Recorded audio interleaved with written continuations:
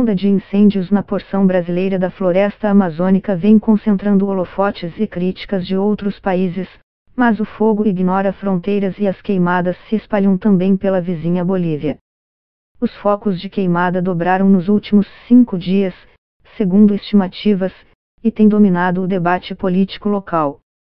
Adversários do presidente da Bolívia, Evo Morales, têm exposto controvérsias na política ambiental do governante.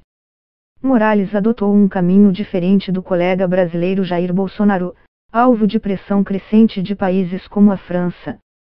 O boliviano decidiu aceitar ajuda internacional no combate aos incêndios, a exemplo de um Boeing 747 americano usado para despejar água sobre queimadas e da ajuda financeira oferecida pelo G7, grupo das 7 maiores economias do mundo. Ela, a natureza, pode viver sem nós, mas não podemos viver sem ela, tuitou Evo, que suspendeu por uma semana sua campanha eleitoral em busca de um 4º mandato presidencial. Embora Morales se mostre internacionalmente como incrivelmente defensor do ambiente, sua política está indo na direção oposta, disse Janice Daza, ativista ambiental que mora perto da área atingida pelos incêndios. Em julho, por exemplo, o governo boliviano passou a permitir que agricultores limpem mais terras do que antes por meio de queimadas controladas, ampliando a permissão de 5 para 20 hectares.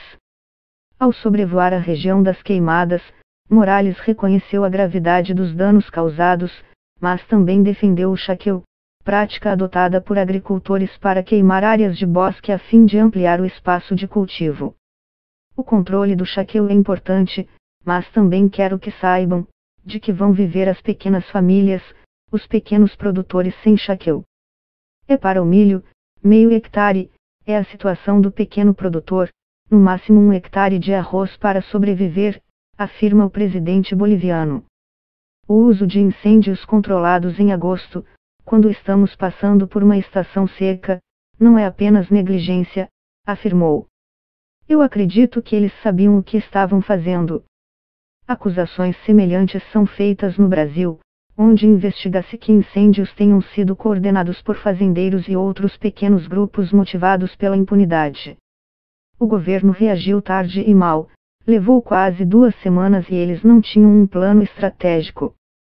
Evo Morales colocou sua campanha em primeiro lugar, em vez de governar a Bolívia, afirmou Carlos Mesa, rival de Morales na corrida presidencial.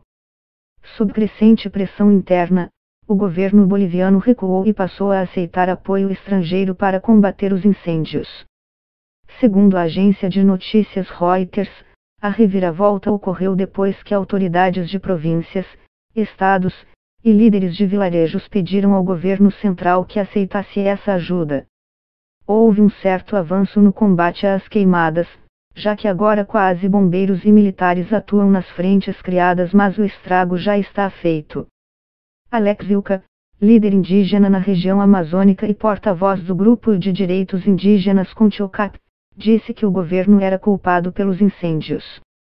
Precisamos convencer Evo Morales a explicar essa situação. Quando ele vai cuidar de tudo isso? Ele precisa ser responsabilizado por todas as vezes em que os direitos dos povos indígenas foram violados, assim como os de mãe natureza, disse. A ambientalista Cecília Requena, do mesmo grupo, também responsabiliza diretamente o governo central, porque este tem aprovado consistentemente nos últimos anos leis de anistia, para desmatadores, promoção e expansão da fronteira agrícola.